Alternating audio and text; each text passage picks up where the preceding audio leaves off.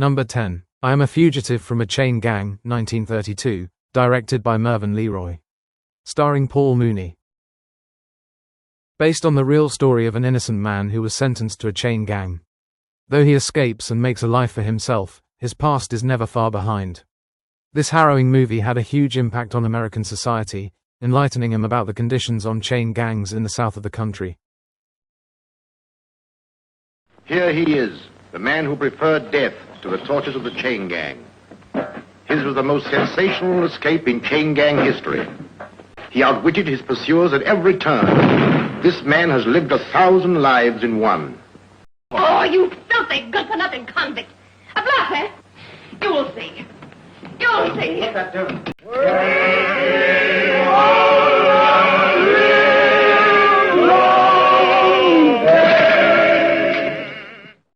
Number 9. The Girl in White, aka So Bright the Flame, 1952, directed by John Sturges. Starring June Allyson, Arthur Kennedy. A young woman fights prejudice to become a doctor, eventually earning respect from all around her. June Allyson's character is loosely based on Dr. Emily Dunning, one of the first female physicians to make it through the New York City hospital system.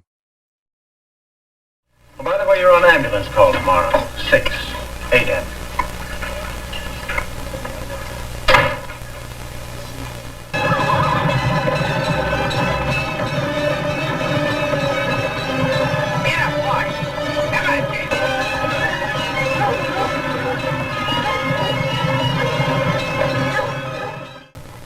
Your fingers. Hey, lady, this man's arm is bad. Get a doctor. This lady is a doctor. You hold on for me. You're resisting. Resisting? Put your head down. Relax. Extension. External rotation. Internal rotation. Just a moment. Call for you. Just a moment. Flexion. How does it feel? Hey, I'm a son of a gun. It's gone. Number 8. The Happy Years, 1950, directed by Carey Wilson. Starring Dean Stockwell, Leon Ames, Leo G. Carroll. Unruly Dink Stover is packed off to an elite boarding school in the hope of turning him into a young gentleman. He quickly makes a couple of friends, but he continues to get involved in fights and pranks, testing the patience of his dedicated teachers. Although making a loss at the box office of over $1 million, this movie is a delightfully fun ride with a heart. The wonderful, the happy years at the turn of the century, when a young nation was flexing its muscles and singing with joy. Here's the story, produced in a sunburst of color, which recreates the unforgettable scenes of youth, everybody's youth.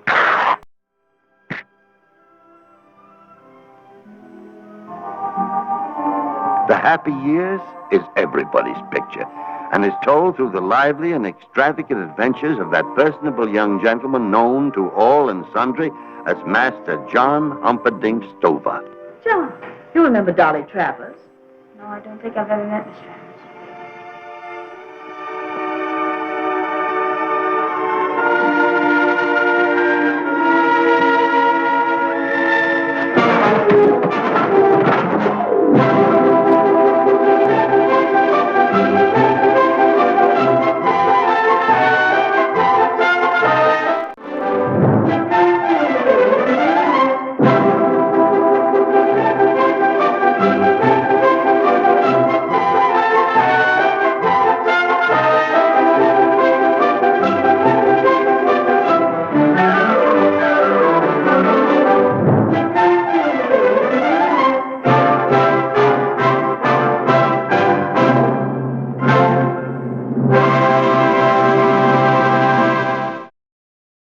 Number 7. The Lady Vanishes, 1938, directed by Alfred Hitchcock. Starring Margaret Lockwood, Michael Redgrave. An English tourist on a European train discovers an elderly lady she befriended has gone missing, but other passengers, for their own reasons, deny ever seeing her. This was Hitchcock's third feature film, but the first to be a success at the box office. Overshadowed by later films, it has mystery, suspense, romance, and humor, and should not be overlooked. Can I help you? No, only by going away. You all right? You must have fainted. I can't see you. Out somewhere. Here I am. Where are you? What's all this fuss about, Charles? Hanged if I know. We were deep in conversation. We were discussing cricket. Now then, there's Hammond. There's the bowler. May I trouble you with the sugar, please? There has been no English lady here.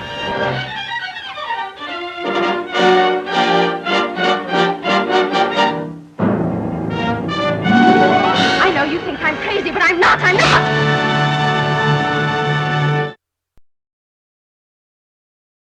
Number 6. Rashomon, 1950, directed by Akira Kurosawa, starring Toshiro Mifune, Masayuki Mori, Michiko Kyo. As they shelter at the ruined gates of Kyoto during fierce rain, dispirited spectators of a bandit's trial recount the 4 differing accounts of a samurai's murder. Japanese critics were baffled by the plethora of awards it won in the West, but Kurosawa's artistic skill is apparent in this disturbing tale, which even resulted in the use of a new term, the Rashomon effect, being used in the English language.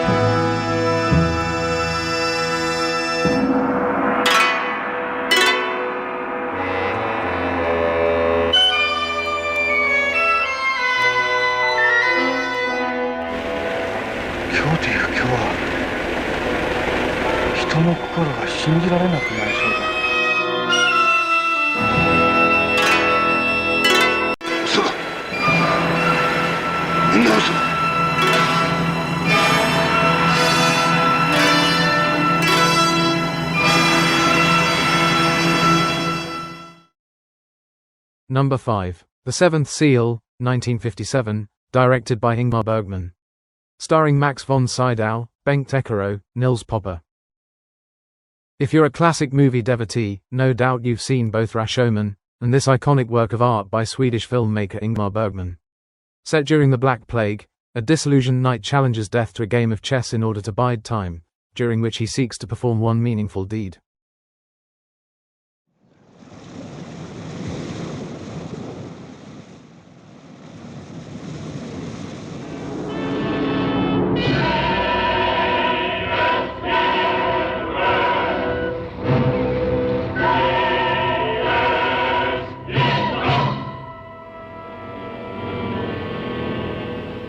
Slutar du aldrig att fråga? Nej. Jag slutar aldrig. Upp till sitter herran, han är ganska fjärran. Men din broder Satan möter du på gatan. Sommaren är förstås bättre än vintern. För på sommaren slipper man frysa. Men våren är det allra bästa.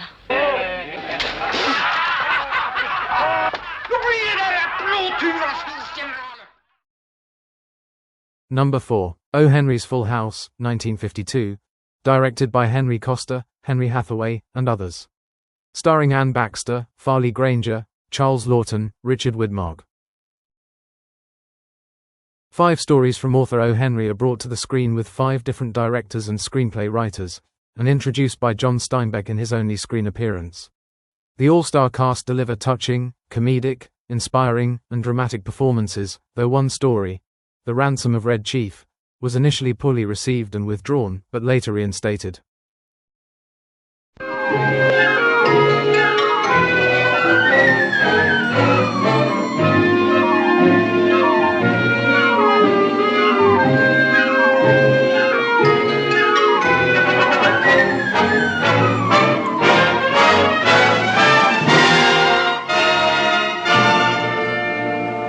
Prefer to come and play in my backyard. My compliments to a charming and delightful young lady. He called me a lady. But someday I must take the pins out and see that wonderful hair fall down around her waist. Well, well, well, look who's here. The big man. How long do you think you're going to be able to get away with it? Take a tip from me. Give yourself up. I'm light now. I'm light, can't you see? You're the only one could put a hand on me.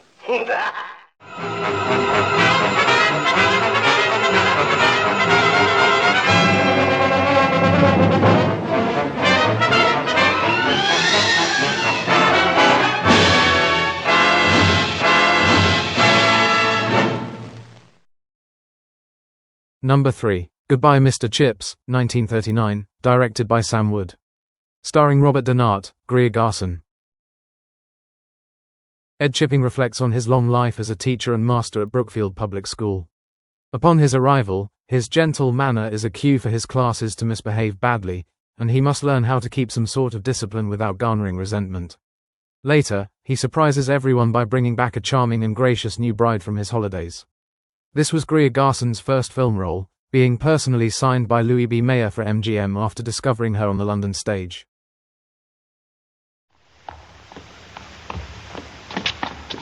Oh, sir. Sorry, sir.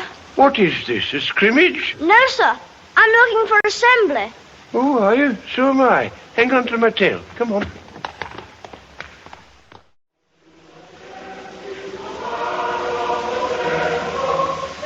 That's the school song. Oh.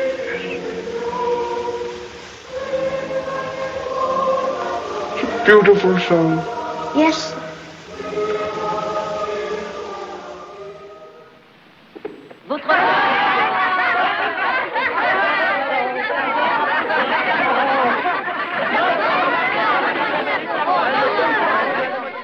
I see very little of ladies at Brookfield. I was rather realizing what I'd missed. If I may say so, Mr. Chipping, I think the ladies have missed a great deal, too.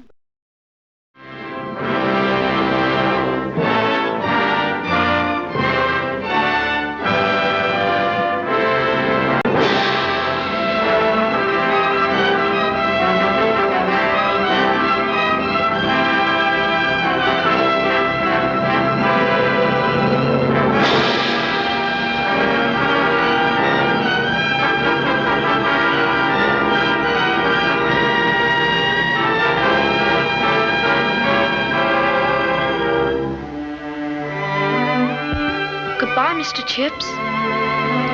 Goodbye.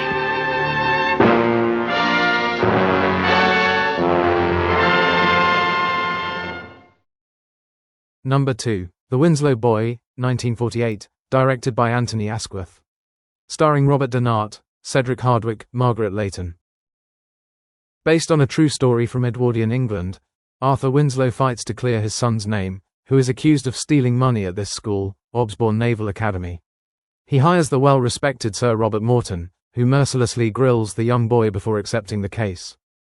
Part courtroom drama, part Pride and Prejudice, the importance of clearing one's name and the costs that it can bring are fundamental to this moving tale.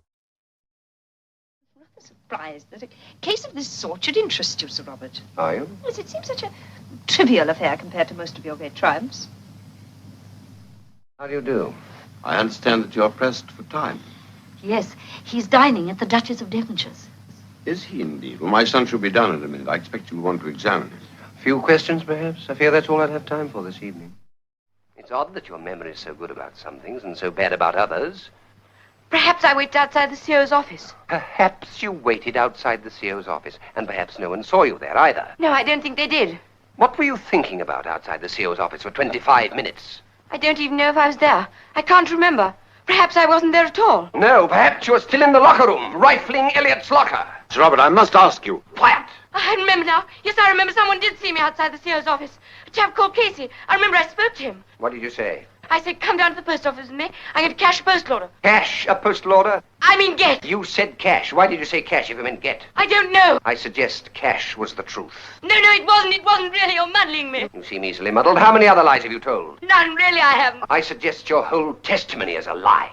No, it's the truth. I suggest there is barely one single word of truth in anything you've said, either to me or to the judge advocate or to the captain. No, it isn't true. Furthermore, I suggest that by continuing to deny your guilt, you're causing great hardship to your own family and considerable annoyance to high and important persons in this country. That's a disgraceful thing I to say. suggest that the time has at last come for you to undo some of the misery you've caused by confessing to us all now that you are a forger, a liar, and a thief. I'm not. I didn't do it. I didn't. This I'm is not, outrageous. I'm not, I didn't do it. I didn't.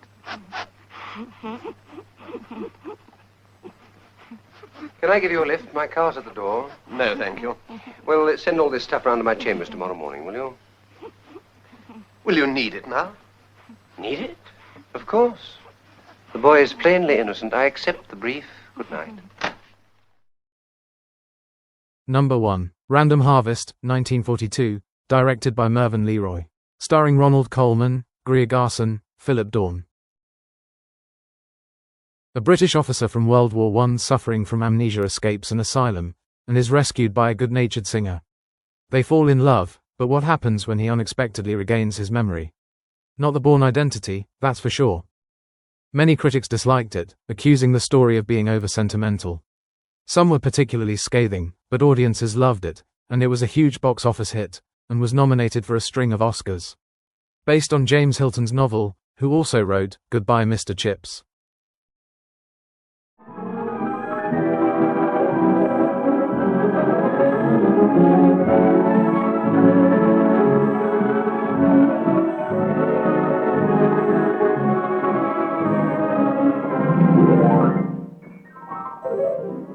The enduring romantic theme, the everlasting beauty of Random Harvest, have already established it as a modern classic. Upon its recent publication, Random Harvest immediately hit the top of the bestseller list, 100,000 copies in its first 6 weeks, and unloosed a veritable flood of critical acclaim. The translation of Random Harvest into an outstanding motion picture resulted in one of the year's big entertainment events, made by the very same studio and by the same producer, Sidney Franklin, who gave you Mrs. Miniver, and with the same glorious star of that great drama. Random Harvest in its preview engagements received overwhelming acclaim from enthusiastic audiences.